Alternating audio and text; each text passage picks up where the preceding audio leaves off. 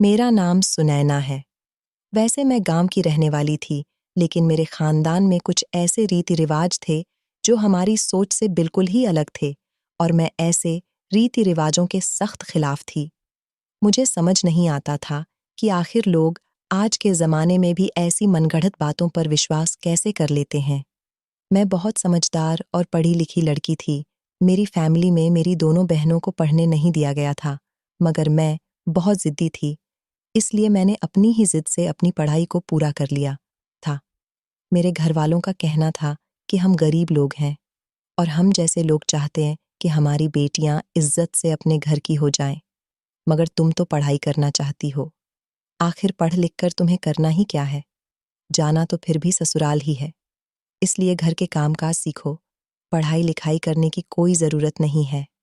मेरे पापा मुझसे बहुत प्यार करते थे, हालांकि वो अपनी तीनों ही बेटियों से बराबर का प्यार करते थे, मगर मैं बहुत ज़िद्दी थी, इसलिए सभी लोग मेरी ज़िद के आगे हार मान जाया करते थे। हम तीनों बहनों का कोई भाई नहीं था। मेरी एक बड़ी बहन थी और मुझसे एक छोटी बहन थी। हम तीनों ही बहनें आपस में बहुत मोहब्बत और प्यार के साथ रहा करती थीं। मेरी मम्मी का गांव की औरतों के साथ बहुत मिलना जुलना रहता था, जबकि मेरे पापा सिर्फ अपने काम से काम ही रखते थे। मेरे पापा का शहर जाने वाले रास्ते पर एक चाय का होटल था, जहां पर आने जाने वाले लोग रुकते थे और लोग उनके होटल पर बैठकर चाय नाश्ता करते थे। हमारी जिंदगी सुकून से गुजर रही थी। हमारे यहाँ जिस लड़की की शादी होने वाली होती थी, उसकी शादी से एक रात पहले उसको हरे रंग के कपड़े पहना दिए जाते थे, जिसकी वजह से वो लड़की शादी से एक रात पहले अपनी नींद पूरी कर लिया करती थी। वो सारी रात गहरी नींद में सोई रहती थी और अगली सुबह जब उसकी आंख खुलती तो उसके पास बहुत सारे पैसे होते थे। ऐसा हमारे रिश्तेदारों में हो चुका था। लड़की के पैर पर हल्दी लगी होती थी। ये रस्म मुझे कुछ अजीब सी लगती थी, क्योंकि मैं पढ़ी लिखी थी और ये बात जानना चाहती थी कि आखिर ऐसा करने से क्या होता है। इसी तरह जब मेरी शादी का समय आया तो एक रात पहले मुझे भी हरे रंग के कपड़े पहना दिए गए थे।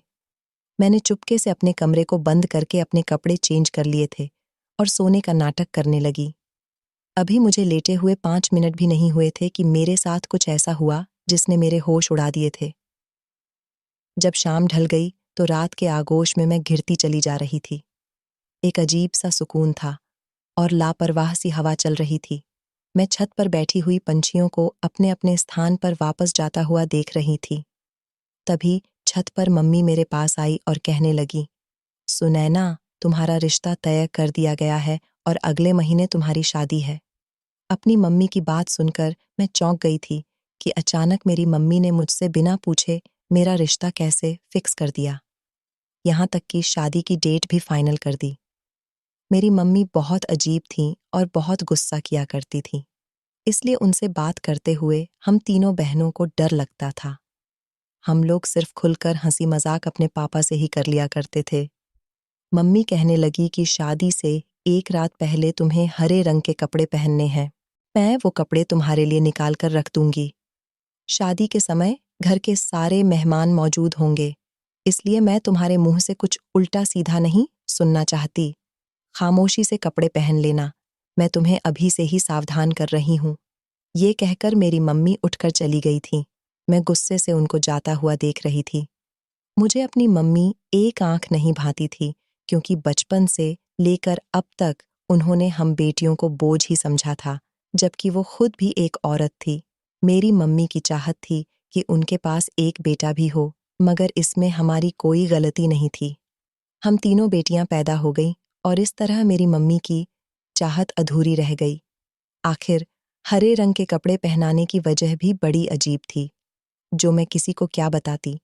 खुद को बताते हुए भी मैं डर सी जाती थी। ये हमारे खानदान का रिवाज था कि जिस लड़की की शादी होती थी, वो शादी के एक रात पहले अपने शरीर पर हरे रंग के कपड़े पहन लिया करती थी। फिर सुबह उसके पास ढेर सारे पैसे होते थे, लेकिन मुझे ये रिवाज हरगिज भी पसंद नहीं था। ऐसा तो लालची लोग करते हैं जो अपनी बेटियों के बदले ढेर सारे पैसे वसूलते हैं, और हमारे घर में भी ऐसा पहली बार नहीं हो रहा था।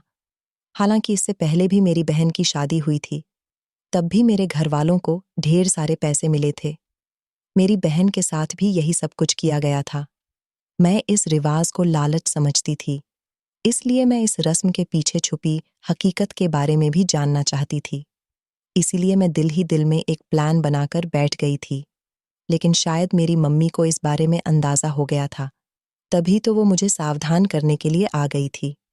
मैं नहीं जानती थी कि मेरी शादी किसके साथ हो रही है। मुझे तो कोई लड़के वाले भी देखने के लिए नहीं आए थे। मुझे इतना यकीन जरूर था, मेरी बड़ी बहन की तरह मम्मी ने मेरा रिश्ता भी मेरा फोटो दिखाकर ही फिक्स कर दिया होगा, क्योंकि मेरी बड़ी बहन को भी लड़के वाले देखने के लिए नहीं आए थे। मेरी मम्मी का कहना था कि लड़के वालों को मेरी बहन की फोटो दिखा दी गई है। उन्होंने उसकी फोटो को देखकर उसे पसंद कर लिया और वो लोग कुछ दिन बाद बारात लेकर आ जाएंगे। मैं इस बात के बहुत खिलाफ थी। हमें लड़के वालों के बारे में पूरी जांच पड़ताल करनी चाहिए थी। मगर मेरे मम्मी पापा ने मेरी इस बात पर ध्यान ही नहीं दिया था और अब मैं ये भी चाहती थी कि मेरे साथ भी ऐसा ही होना चाहिए। आखिर पता होना चाहिए कि मेरी शादी किस परिवार में हो रही है, कौन सी जगह पर हो रही है और लड़का कौन है, दिखने में कैसा है। मैंने मम्मी से दबे दबे शब्दों में पूछने की कोशिश की थी, मगर वो गुस्सा हो गई और कहने लगी, क्या तुम्हारे लिए ये जानना काफी नहीं है कि तुम किस दिन दुल्हन बनो? पता नहीं आजकल की लड़कियों को क्या हो गया है, अपने ससुराल के बारे में सब कुछ जानने के लिए पहले ही बेचैन होती हैं। हमारे ज़माने में तो हमारे माता पिता रिश्ता तय कर दिया करते थे और हमें शादी के दिन ही पता चलता था कि हम कहाँ पर विदा होकर आए हैं।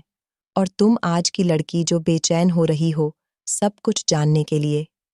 मैंने अपनी मम्मी से ज़्यादा जिद की तो वो मुझे मेरी शिक्षा के ताने देने लगी थी और तो और मेरी बड़ी बहन को भी कोसने लगी थी। मम्मी कहने लगी, ज़्यादा पढ़ लिख कर तुम्हारा दिमाग खराब हो गया है, इसलिए मैं तुम्हें मना करती थी कि तुम्हें ज़्यादा नहीं पढ़ना चाहिए, लेकिन तुमने अपने पिता को अपनी बातों में ले लिया। पढ़ी लिखी लड़कियां बहुत चालाक होती हैं और वो तुम्हारी बड़ी बहन सुरभि जो घर से भागने की नई रस्म पैदा कर गई तो तुम उसकी पैरवी मत करना।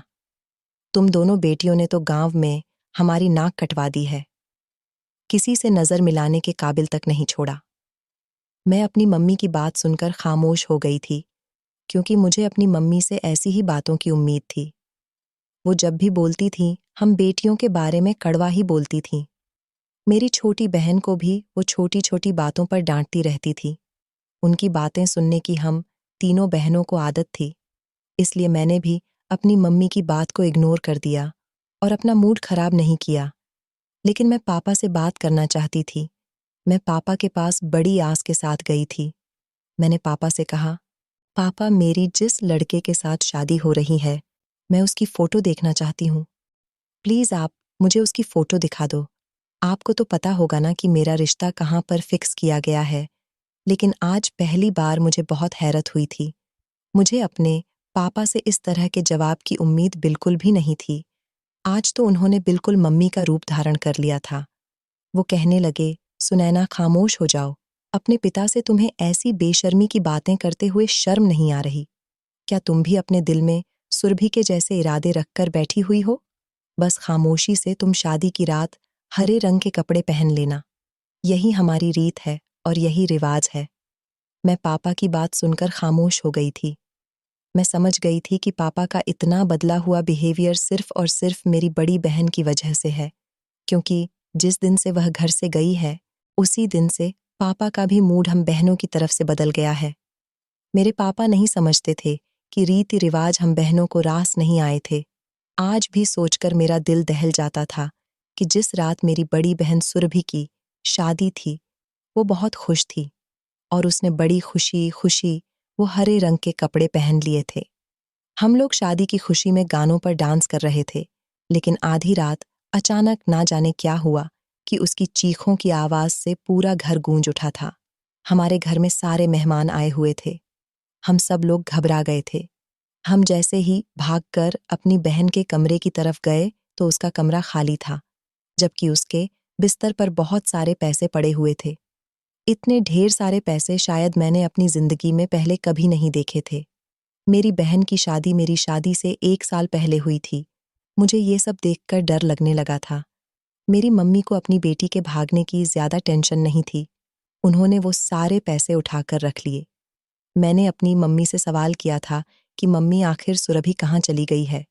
मेरी मम्मी ने कहा कि तुम्हारी बहन घर छोड़कर भाग गई है।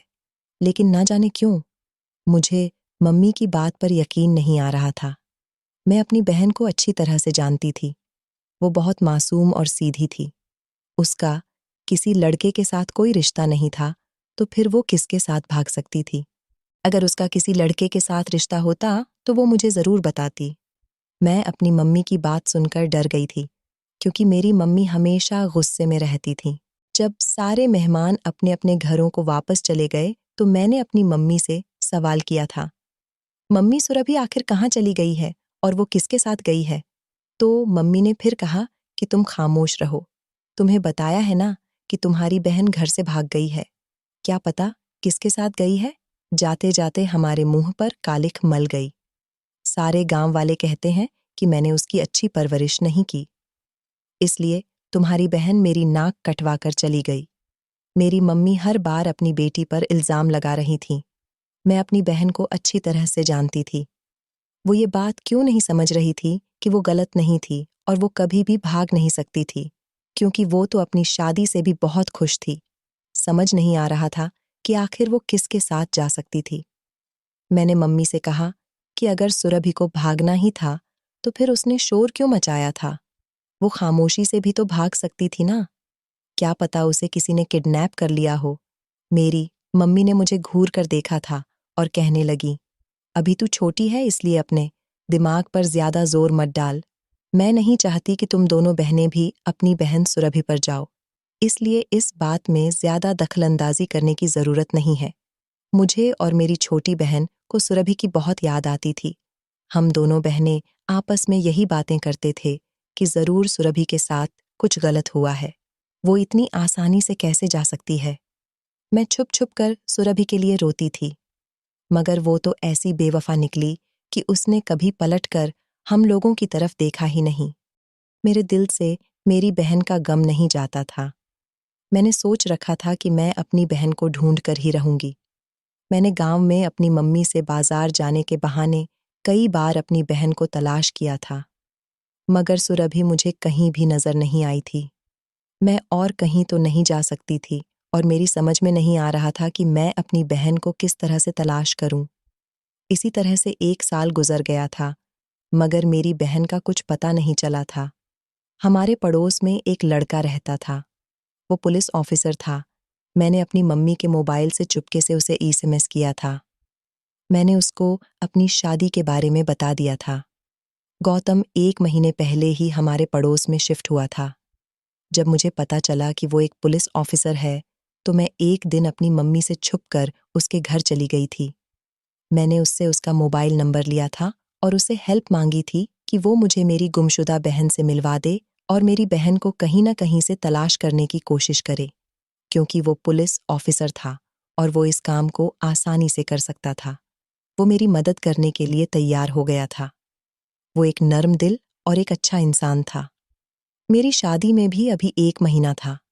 धीरे-धीरे हम दोनों के बीच बातचीत होने लगी थी, क्योंकि मैं चोरी चुपके उसके घर चली जाया करती थी और मुझे उससे कोई काम होता, तो मैं उसे मम्मी के मोबाइल से चुपके से एसएमएस सेंड कर दिया करती थी। लेकिन इस दौरान वो मुझे अच्छा लगने लगा था। मैं मन ही मन उसको चाहने लगी थी। मैंने अपनी शादी से 1 हफ्ता पहले उससे अपनी मोहब्बत का इजहार भी कर दिया था। उसने भी मुझे फौरन ही जवाब दे दिया था कि वो भी मुझसे प्यार करता है। वो काफ़ी दिनों से मेरी बहन को तलाश कर रहा था, मगर सुरभि का तो कुछ पता ही नहीं चल रहा था। मैं गौतम को अपनी शादी के बारे में बताने के बाद बेफ़िक्र हो गई थी। मुझे उम्मीद थी कि बाकी का मामला वो संभाल लेगा, मगर उसके रिप्लाई ने मेरे होश उड़ा दिए थे। शादी से 1 हफ्ते पहले उसने मुझसे कहा था कि तुम अपने पेरेंट्स का कहना मान लो और उनके कहने के मुताबिक शादी कर लो। तुम्हें अपने पेरेंट्स के फैसले के मुताबिक सर झुका देना चाहिए। मैं उसके मैसेज को बार-बार पढ़ रही थी और मेरी आंखों से आंसू निकल रहे थे। अब मेरे पास कोई सॉल्यूशन ही नहीं बचा था, इसलिए मैंने शादी की तैयारी शुरू कर दी थी और मैंने अपनी शादी को एक्सेप्ट भी कर लिया था। मैंने अपने लिए कपड़े खरीद लिए थे। एक दिन मेरे घर में कोई भी नहीं था क्योंकि मम्मी पापा मेरी शादी का इनविटेशन हमारे रिश्तेदारों को देने के लिए शहर गए हुए थे। इसलिए मैं और मेरी छोटी बहन घर पर अकेले थे। तभी अचानक से घर के दरवाजे पर दस्तक हुई। मैंने खिड़की से झांक कर देखा तो एक भिखारी खड़ा हुआ था। मुझे लगा कि उसे पैसे चाहिए होंगे। मैं उसके लिए पैसे निकाल कर ले गई थी। मैंने जैसे ही उसको पैसे दिए तो उसने मेरे हाथ से पैसे नहीं लिए, बल्कि वो तो कहने लगा कि शादी की रात तुम हरे रंग के कपड़े हरगिज मत पहनना, नहीं तो तुम बर्बाद हो जाओगी। सुरभि की तरह इतना कहकर वो भिखारी हमारे घर से चला गया था। मैं उसे आवाज़ देती रह गई थी, मगर उसने मेरी आवाज़ नहीं सुनी थी। मैं उसकी बात से बहुत घबरा गई थी, इसलिए घर का दरवाज़ा जल्दी से बंद करके अपनी बहन के गले लग गई थी। मेरी बहन भी मुझे देखकर परेशान हो गई और पूछने लगी, दीदी क्या हो गया है? मैंने उसको उस भिखारी की बात बताई तो वो कहने लगी, दीदी ये भिखारी तो पैसे लेने के लिए ऐसा ही कहते हैं, लेकिन फिर भी मैं सारा दिन उसकी बात से परेशान रही थी। रात को फिर से जब मैं सोने के लिए लेट गई तो मुझे वो भिखारी याद आ रहा था। उसकी बातों से तो मेरा शरीर थर-थर कांप रहा था। उस भिखारी में कुछ ऐसा ज़रूर था जिसने मुझे चौंका दिया था। आखिर क्या था? ये मैं याद नहीं कर पा रही थी, लेकिन उसके शब्द अभी तक मेरे दिमाग में घूम रहे थे। वो कौन था और गुंजन और सुरभि को कैसे जानता था? गुंजन मेरी बुआ की बेटी थी और उसकी शादी भी इसी तरीके से हरे रंग के कपड़े पहनने के बाद ही हुई थी। उसकी शादी को 3 महीने गुजर गए थे, मगर अभी तक वो अपने मायके नहीं आई थी। हमारे खानदान में जितनी भी लड़कियों की शादी होती थी, वो अपनी ससुराल जाने के बाद मायके में कभी पलट कर नहीं आती थी। हर लड़की रात में हरे रंग के कपड़े पहनती और सुबह विदा होकर अपनी ससुराल चली जाती थी, लेकिन फिर उनका कोई अता पता ही नहीं मिलता था। वो कहाँ रहती, कहाँ जाती, उनकी कोई खबर किसी को होती ही नहीं थी और ना ही उनके मायके वाले इस बारे में कोई जानकारी लिया करते थे। हमारे खानदान वाले तो बेटियों को विदा करने के बाद उन्हें उनके हाल पर छोड़ दिया करते थे। मैं अपनी मम्मी से पूछती तो वो कहती कि ये सब कुछ हरे रंग के कपड़ों का कमाल होता है। मैंने ठान लिया था कि मैं इन हरे रंग के कपड़ों का सच जानकर ही रहूंगी, मगर जब मेरे लिए वो समय आ गया तो मेरे हौसले दम तोड़ने लगे थे। अभी भी बहुत सी ऐसी बातें थीं जिनके बारे में मुझे पता लगाना था। मैंने खामोश रहने का फैसला किया था और मैं खामोशी से अपनी शादी की तैयारी करती चली जा रही थी। मम्मी और पापा मेरी तरफ से दोनों ही बेफिक्र हो गए थे। अब वो अपने कामों में बिजी हो गए थे। मेरे पापा हर रोज अपने चाय के होटल पर जाते थे। मम्मी पापा के घर से निकलते ही घर के कामकाज में बिजी हो जाती थी। हमारे घर के हालात बहुत खराब थे, लेकिन जिस दिन से मेरी बहन घर से गई थी, उसके बिस्तर से हमें ढेर सारे पैसे मिले थे। तब से ही हमारे घर के हालात बहुत बेहतर हो गए थे। हमारे घर में एक से एक अच्छी चीज़ आ गई थी। आज दोपहर के टाइम पर मेरी मम्मी सो रही थीं, तो मैंने घर से बाहर निकलने का फैसला कर लिया था, ताकि मुझे उस दिन वाला भिखारी मिल जाए। मगर वो मुझे कहीं नहीं मिला था। मैंने उसे पूरे मोहल्ले में तलाश कर लिया था। मैं बहुत देर तक गली मोहल्ले में उसे ढूंढ-ढूंढ कर परेशान होती रही और फिर मायूस होकर मैं अपने घर लौट आई थी। मैं घर वापस आ रही थी, तभी अचानक मेरी नज़र गौतम के घर पर पड़ी। मेरे दिल में ख़्याल आया कि 4 दिन बाद मेरी शादी है। मुझे आखिरी बार गौतम से बात कर लेनी चाहिए। आखिर मुझे मालूम तो हो कि उसने अचानक मुझसे नज़रें क्यों फेर ली हैं। मैं यही सोचते हुए गौतम के घर के अंदर चली गई थी। मेरी खुशकिस्मती ये थी कि गौतम के घर का दरवाज़ा खुला हुआ था। मैं दबे-दबे कदमों से आगे बढ़ रही थी। तभी अचानक मुझे किसी लड़की की आवाज़ आई थी। मुझे लगा था कि शायद वो किसी और की मोहब्बत में फंस चुका है, इसलिए मैं वापस अपने घर आ गई थी, क्योंकि वो मुझ जैसी एक मामूली सी लड़की से शादी करके भी क्या करता। मेरा दिल बुरी तरह से टूट चुका था। इधर मेरी शादी के फंक्शन शुरू हो गए थे। मेहंदी के बाद संगीत और फिर मेरी विदाई का टाइम भी आ गया था। मैं डर से कांप रही थी। जब शादी से एक दिन पहले मम्मी ने मुझे वो हरे रंग के कपड़े लाकर दे दिए जो हमारे खानदान की हर दुल्हन को पहनाए जाते थे। वो कपड़े उन्होंने मुझे पहनने के लिए कहे थे। मैंने वो कपड़े पहनकर मम्मी को ये जाहिर कर दिया था कि मैं कपड़े पहन चुकी हूँ। लेकिन मम्मी के जाते ही जब सब लोग अपने अपने कमरे में चले गए तो मैंने खामोशी से कपड़े चेंज कर लिए और वो हरे रंग के मम्मी के दिए हुए कपड़े मैंने अलमारी में छुपा दिए थे। और जो मैं हरे रंग के कपड़े पहले ही मार्केट से लेकर आई थी, मैंने उनको पहन लिया था। मैं सोने के लिए लेट गई थी। थोड़ी ही देर गुजरी थी कि अचानक मुझे किसी की खटपट की आवाज़ आने लगी थी। कोई दबे दबे कदमों से मेरे कमरे की तरफ बढ़ रहा था।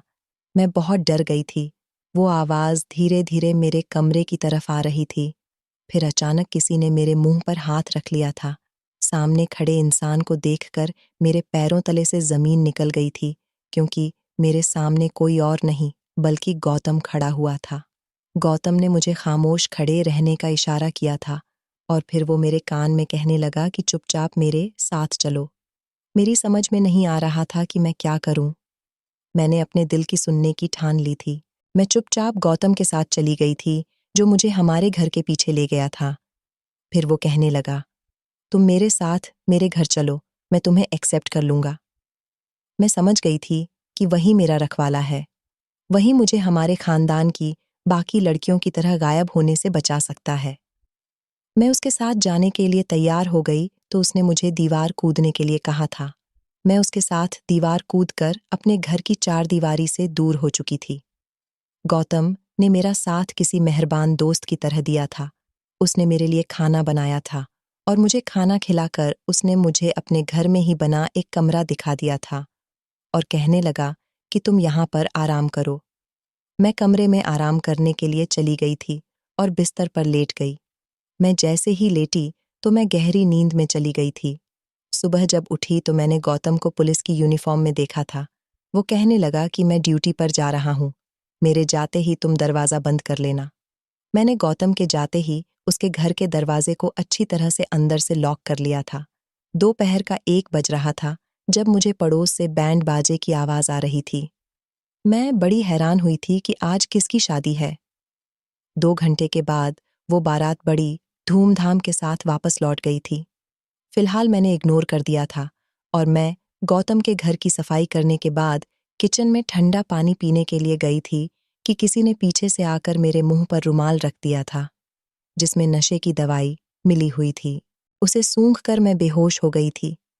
फिर जब मेरी आंख खुली तो मैंने खुद को टूटे-फूटे घर में पाया था। मैंने आंखें खोलकर इधर-उधर देखने की कोशिश की थी। वो बहुत अजीब सा और छोटा सा कमरा था। जमीन भी कच्ची थी और बाहर से छोटे-छोटे बच्चों के रोने की आवाज़ आ रही थी। मेरा सर बहुत घूम रहा था, लेकिन मैं फिर भी उठकर बैठ गई थी। मैंने सोचा कि मैं बाहर जाकर तो देखूं कि आखिर मैं कहाँ आ गई हूँ। मैं जैसे ही बाहर गई तो बाहर 3 जवान लड़कियां बैठी हुई थीं। वो तीनों ही मुझे देखकर मुंह सिकोड़ने लगी थीं। तभी घर की तरफ से एक औरत निकलकर आई थी। वो मुझे देखकर कहने लगी, हमारे घर इतनी देर तक सोते रहने का रिवाज नहीं है, तुम अपने चाल चलन सीधे कर लो। मैं तो उस औरत की बात सुनकर हैरान रह गई थी। मैंने उसे कहा कि आखिर आप कौन हो और मैं इधर क्या कर रही हूँ? ये किसका घर है? मैं कहाँ पर आ गई हूँ? मैं उस औरत से तरह तरह के सवाल करने लगी थी। उस औरत ने किसी को आवाज लगाई थी, अरे गजेंद्र आजा, तेरी पत्नी सोकर उठ गई। पति गजेंद्र। मैं तो ये बात सुनकर हैरान रह गई थी। मेरी तो शादी ही नहीं हुई थी, बल्कि मुझसे शादी तो गौतम करना चाहता था और वो मुझे अपने घर पर ले गया था। मेरी कुछ समझ नहीं आ रहा था। मैं बार बार यही सब कुछ सोच रही थी। जब कोई 55 साल का आदमी छत से उतरकर नीचे आ गया था, वो तीनों जवान लड़कियां उसी की थीं। उसकी सबसे बड़ी बेटी की उम्र 19 साल थी और बाकी दोनों बेटियां उससे 2-2 साल छोटी थीं। वो बहुत काला और मोटा सा आदमी था।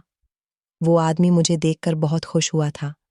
फिर वो अपनी माँ की तरफ देखकर कहने लगा कि हमारी शादी का बंदोबस्त किया जाए। अब मैं बर्दाश्त नहीं कर सकती थी। मैं चिल्लाने लगी थी कि कौन हो तुम लोग और मुझे यहाँ पर क्यों लाया गया है? मैंने उनसे कहा कि मैं जानती हूँ। तुम लोगों ने मुझे गौतम के घर से किडनैप किया है। वो तुम लोगों को छोड़ेगा नहीं। वो मोटा आदमी हंसकर कहने लगा, तुमने बिल्कुल ठीक आइडिया लगाया। हमने तुम्हें किडनैप किया है, लेकिन तुम बेफिक्र रहो, क्योंकि गौतम हमें कभी भी नहीं ढूंढ पाएगा, क्योंकि तुम्हारा गांव इस जगह से बहुत दूर है। अब तुम्हारी भलाई इसी में होगी कि तुम खामोशी से मेरे साथ शादी कर लो, नहीं तो इस घर में तुम्हें खाना तक नहीं दिया जाएगा और फिर भूख से बिलख बिलख कर तुम मर जाओगी। मरने से अच्छा है कि तुम खामोशी से शादी कर लो, यही तुम्हारे लिए बेहतर होगा। मैं उस आदमी की कड़ाकेदार आवाज़ से डरकर रोने लगी थी। मैं समझ गई थी कि यहाँ से बाहर निकलना मेरे बस में नहीं है। इसलिए मैंने खामोशी से गजेंद्र का कहना मान लिया था। इसी तरह मेरी शादी गजेंद्र के साथ हो गई थी और मैं कम उम्र की लड़की उसकी जवान बेटियों की माँ बन गई थी। मेरी अनचाही सास घर का कोई भी काम नहीं करती थी। उसने घर का सारा काम मेरे हवाले कर दिया था, कहने लगी, बहू ही करेगी। किडनैप करके लाई गई बहू ही घर का सारा काम किया करेगी। मैंने सब कुछ बर्दाश्त करना सीख लिया था और खुद को इस घर के माहौल में ढाल लिया था। ये भी मेरे ही गांव की तरह एक गांव था, मगर ये बहुत पुराना गांव लग रहा था। यहाँ पर तो गैस का चूल्हा भी नहीं था। मिट्टी के चूल्हे पर ही आग जलाकर खाना पकाना पड़ता था। आग जलाते जलाते मेरी आंखें धुएं से फूट जाती थीं। काफी समय तक तो मुझे कुछ भी नजर नहीं आता था। मैं अपनी किस्मत को घंटों बैठकर रोती रहती थी और गजेंद्र की तीनों ही बेटियां मुझे तंग करने में कोई कमी नहीं छोड़ती थीं। गजेंद्र की सबसे बड़ी बेटी मुझसे 2 साल छोटी थी और रिश्ते में मैं उसकी माँ बन गई थी।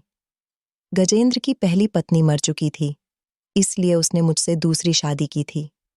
मैं इन तीनों लड़कियों के सारे काम किया करती थी और अपनी सास की भी खूब सेवा करती थी, लेकिन मैंने खुद को हर लम्हा चौकन्ना करके रखा हुआ था। मेरी सास के पास सारा दिन गांव की औरतें आती रहती थीं। उनकी ही वजह से मुझे पता चला था कि मुझे बंगाल के छोटे से गांव में लाया गया है, जबकि मेरा घर बंगाल से बहुत दूर था। मैं कभी बंगाल नहीं आई थी। यहाँ पर तो मेरा कोई अपना भी नहीं था, मुझे कोई ढूंढ नहीं पाता, इसलिए मुझे यहाँ से गायब होने के लिए खुद ही कोई कोशिश करनी थी। इस गांव में गजेंद्र की पत्नी बनकर रहना मेरे लिए नाकाबिले बर्दाश्त था। इस तरह तो मैं रो रो कर ही मर जाती। एक दिन मैं घर के कामकाज कर रही थी, जब मुझे एक आइडिया याद आया। मैं फौरन ही चक्कर खाकर गिर गई थी। गजेंद्र दौड़ता हुआ मेरे पास आया और मुझे करीब के ही अस्पताल में ले गया था। मैंने सारे रास्ते थोड़ी थोड़ी आंखें खुली रखी थीं। मैं रास्ते को समझने की कोशिश कर रही थी, लेकिन मुझे कुछ समझ नहीं आ रहा था। इसलिए मैंने बेहोश होने का नाटक 2-3 बार किया था। फिर मैंने अपनी सास से कहा था कि आप क्यों घर से बाहर सब्जी लेने के लिए जाती हो? अब आपके आराम करने के दिन आ गए हैं। आप घर की सारी जिम्मेदारी मुझ पर छोड़ दो। मैं घर के सारे काम किया करूंगी और साथ ही साथ आपकी सेवा भी करूंगी। लेकिन वो बुढ़िया भी बड़ी चालाक औरत थी। मुझ पर इतनी जल्दी भरोसा कैसे कर सकती थी? फिर मैंने अपने पति की बेटियों से दोस्ती बढ़ाना शुरू कर दिया। मैंने अपनी मीठी मीठी बातों और उनके हर अत्याचार को बर्दाश्त करके उनके दिलों को जीत लिया था और मैं गजेंद्र की भी हाँ में हाँ मिलाया करती थी ताकि उसको लगे कि उसकी पत्नी बहुत अच्छी है। घर को मैंने पूरी तरह से संभाल लिया था और इस घर के लोगों का भी दिल जीत लिया था। तब कहीं जाकर इन सबको मुझ पर यकीन हुआ था और मुझे यहाँ पर आए हुए भी 4 महीने गुजर गए थे। मेरी सास ने मुझे घर से बाहर सामान खरीदने की परमिशन दे दी थी। मैं हर रोज रास्ते में ठहरकर किसी न किसी औरत से पूछती रहती थी कि यहाँ का बस अड्डा किधर है, यहाँ से बस अड्डे पर कैसे जाया जाता है। ये सारी इन्फॉर्मेशन इकट्ठी करते करते मुझे पूरे 1 महीना लग गया था और फिर फाइनली मेरी आज़ादी का दिन भी आ गया था। मैंने रोज की तरह जल्दी जल्दी अपने सारे काम निपटाए और अपनी सास का खाना बनाकर दे दिया। गजेंद्र की तीनों बेटियों के भी मैंने सारे काम कर दिए थे। मैंने इन सब को खाने में नींद की दवाई मिलाकर दे दी थी। वो सब लोग खाना खाते ही सो गए थे, जबकि गजेंद्र किसी काम से घर से बाहर गया हुआ था। मैंने घर से कुछ पैसे उठा लिए और फिर मैं खामोशी से घर से फरार हो गई थी। अब मुझे सारी इन्फॉर्मेशन मिल चुकी थी, इसलिए मुझे खुद पर बहुत भरोसा था, मगर मेरा डर अभी तक पीछा नहीं छोड़ रहा था। डरते डरते मैं बस अड्डे तक आ गई थी और फिर बस में बैठ गई थी और फिर फाइनली जब बस चली तो मेरी सांस में सांस आई थी। सारा रास्ता इसी तरह से गुजर गया था। मैं अपने गांव पहुंच गई थी। यहाँ आने के बाद मेरी आंखों में खुशी के आंसू आ गए थे। अब मैं कहाँ जाती? ये फैसला करना मेरे लिए बहुत मुश्किल हो रहा था, मगर मैं अपनी एक फ्रेंड के घर की तरफ चली गई थी। वो मुझे देखकर शॉक्ड रह गई थी। वो कहने लगी कि तुम कहाँ से आ रही हो? तुम्हारी शादी तो बंगाल में हुई थी और तुम्हारा पति कहाँ पर है? मैंने उसे कहा, तुम्हें कैसे पता कि मेरी शादी बंगाल में हुई थी? तो वो कहने लगी, मैं तो तुम्हारी शादी वाले दिन तुम्हारे घर गई थी। तुम्हारी बारात जैसे धूमधाम से आई थी, उसी तरह से धूमधाम से वापस गई थी। उसकी बात सुनकर मैं चौंक गई थी। बंगाल में मेरे साथ जो कुछ हुआ था, वो सब कुछ मैंने उसे बता दिया था और मैंने उसे ये भी बताया था कि मैं तो घर से भागी थी। मैंने उसे कहा कि मैं तो गौतम के घर थी, पता नहीं मुझे कौन किडनैप करके बंगाल ले गया था। मेरी फ्रेंड कहने लगी, हम इस रात से पर्दा उठाकर ही रहेंगे, इसलिए उसने मुझे कुछ दिनों तक अपने घर में ही छुपाकर रखा हुआ था। वो बहाने बहाने से मेरे घर जाकर मेरी मम्मी से मेरी इन्फॉर्मेशन ले रही थी, मगर मेरी मम्मी ने उसे मेरे बारे में कुछ नहीं बताया था। शायद मम्मी का मेरे ससुराल वालों के साथ कोई कांटेक्ट नहीं था। मैंने अपनी फ्रेंड से एडवाइस लेकर गौतम के साथ मिलने का इरादा बनाया था। इसीलिए मैंने रात के टाइम गौतम के जाने का फैसला कर लिया था, क्योंकि मैं नहीं चाहती थी कि मुझे कोई देख ले। इसलिए मैं सबसे छुपते छुपाते हुए गौतम के घर पहुंच गई थी। गौतम के घर का दरवाज़ा हमेशा खुला ही मिलता था। मैं उसके घर में चली गई थी। मुझे गौतम की किसी से फ़ोन पर बात करने की आवाज़ आ रही थी। वो तेज़-तेज़ बोल रहा था। वो फ़ोन पर किसी से झगड़ा कर रहा था। वो कहने लगा कि अगर लड़की भाग गई है, तो इसमें मेरा कोई कसूर नहीं है और मैं भी तुम्हारे पैसे वापस नहीं करूँगा। उस लड़की का ध्यान रखना चाहिए था। मैं उसकी बात सुनकर शॉक्ड रह गई थी। मैं समझ गई थी कि इसका मतलब ये है कि गौतम ही सबके पीछे है। मैं उल्टे पैर अपनी फ्रेंड के घर वापस आ गई थी। मैंने उसको पूरी बात सुना दी थी, तो वो भी काफ़ी परेशान हो गई। मगर हमें समझ नहीं आ रहा था कि क्या किया जाए और किससे मदद मांगी जाए। इसीलिए मैंने अपनी दोस्त की एडवाइस पर पुलिस स्टेशन जाने की ठान ली थी। हम दोनों सीधा पुलिस स्टेशन चले गए थे और हमने वहां पर गौतम के खिलाफ रिपोर्ट दर्ज करवा दी थी। पुलिस ने उसे कुछ ही दिनों में अरेस्ट कर लिया था। मैं उससे मिलने के लिए गई तो वो खुद शॉक्ड रह गया था। वो कहने लगा, तुम्हें हमारी प्लानिंग के बारे में कैसे पता चल गया? तुम्हें कैसे पता चला कि तुम्हारी किडनैपिंग में मेरा हाथ भी है? मुझे गौतम की बात सुनकर करंट लगा था। फिर मैं मुस्कुराकर उससे कहने लगी, हर मुजरिम अपना जुर्म करने के बाद कोई न कोई निशानी जरूर छोड़ देता है। तुमने भी एक निशानी छोड़ दी थी। मुझे ये बताओ कि आखिर ये सब क्यों किया? गौतम कहने लगा कि मैं कोई पुलिस ऑफिसर नहीं हूँ। मैं तुम्हारे पेरेंट्स और तुम्हारे रिश्तेदारों की ही गैंग का एक हिस्सा हूँ। तुम्हारी फैमिली में रिवाज है कि शादी से एक रात पहले लड़कियों को गायब कर दिया जाता था। इसलिए हरे रंग के कपड़ों का नाटक किया जाता था। दरअसल उन हरे रंग के कपड़ों पर नशे की दवाई मिली हुई होती थी, जिसको पहनने के बाद लड़कियां बेहोशी का शिकार हो जाती थीं और वो लोग जिनको लड़कियां बेच दी जाती थीं, वो उसे उठाकर ले जाते थे और उसकी जगह ढेर सारे पैसे रख जाते थे। ऐसा इसलिए किया जाता था ताकि शादी के समय दूल्हे को देखकर दुल्हन शादी से इनकार न कर दे। और फिर सुबह के समय बारात आई थी और बिना दुल्हन के ही वापस चली जाती थी, क्योंकि दुल्हन तो पहले ही ठिकाने पर पहुंचा दी जाती थी। तुम्हारी बड़ी बहन सुरभि ने भी उस रात बहुत चालाकी की थी। उसने वो कपड़े बदल लिए थे और वो बेहोश नहीं हुई थी। जब उसके खरीदार आए तो वो डर गई, इसलिए वो चिल्लाने लगी थी और वो लोग घबरा गए और उसे उठाकर ले गए थे। इसलिए तुम्हारी मम्मी ने सबको ये बता दिया था कि उनकी बेटी भाग गई है। हर लड़की जो बेची जाती थी, वो शादी के लिए ही बेची जाती थी, क्योंकि कई अलग-अलग शहर और जगह पर ऐसे लोग मौजूद हैं, जिनकी शादियां नहीं होती। उन लोगों की शादी हम इस तरह से पैसे वसूल करके करवाते हैं, जिसमें सबसे ज़्यादा फ़ायदा तुम लोगों के पेरेंट्स का होता है। तुम्हारी बड़ी बहन बहुत ज़िद्दी लड़की थी, वो किसी हाल में भी उस उम्रदार आदमी की पत्नी नहीं बनना चाहती थी। इसीलिए उसको ज़बरदस्ती किडनैप करके इतनी दूर भेज दिया गया कि तुम कभी भी अपनी बहन को नहीं ढूंढ सकती। हमें पता था कि हर लड़की को उन कपड़ों पर शक होता था और तुम भी बहुत चालाक हो। सबसे ज़्यादा शक तुम्हें था। तुम्हारी मम्मी मुझे इस बारे में पहले ही बता चुकी थी। इसलिए मैं तुम्हारे पड़ोस में पुलिस ऑफिसर बनकर आ गया था और तुम्हारी मम्मी को ये भी पता चल गया था कि तुम मुझे एसएमएस करती हो, इसलिए तुम आसानी से हमारे जाल में फंस गई थी। ऐसे ही बाकी सारी लड़कियां भी मेरी बातों में आ गई थीं। मैं किसी के लिए कुछ भी बन जाता था और उनको अपने घर में जगह दे दिया करता था। उसके बाद वो लड़कियां मेरे ही घर से किडनैप हो जाती थीं। तुम्हारी रिश्तेदारी की हर लड़की अपने अपने पति के साथ जिंदगी गुजार रही है और सही सलामत है। हालांकि उनके पतियों में कोई न कोई कमी है, लेकिन तुम दोनों बहनें बहुत चालाक हो। अब मुझे गौतम की पूरी बात समझ आ गई थी कि मेरे माता पिता और मेरे सारे रिश्तेदार भी इस काम में मौजूद थे। मैंने अपने माता पिता और सारे रिश्तेदारों के बारे में पुलिस को बता दिया था और उन सब लोगों को भी अरेस्ट कर लिया गया था। अब मैं अपनी छोटी बहन के साथ ऐसा नहीं होने देना चाहती थी, जैसा हम दोनों बहनों के साथ हुआ था, इससे पहले कि वो सब लोग अरेस्ट हो चुके थे। मुझे अपनी मम्मी से इसलिए नफरत थी क्योंकि वो बहुत चालाक औरत थी। उन्होंने कभी भी अपनी बेटियों से मोहब्बत नहीं की थी। मेरे पापा गलत इंसान नहीं थे। वो मम्मी के कहने में आकर ही दौलत के लालच में अंधे हो गए थे, जिस वजह से उन्होंने खामोशी से अपनी बेटियों को किडनैप होने दिया।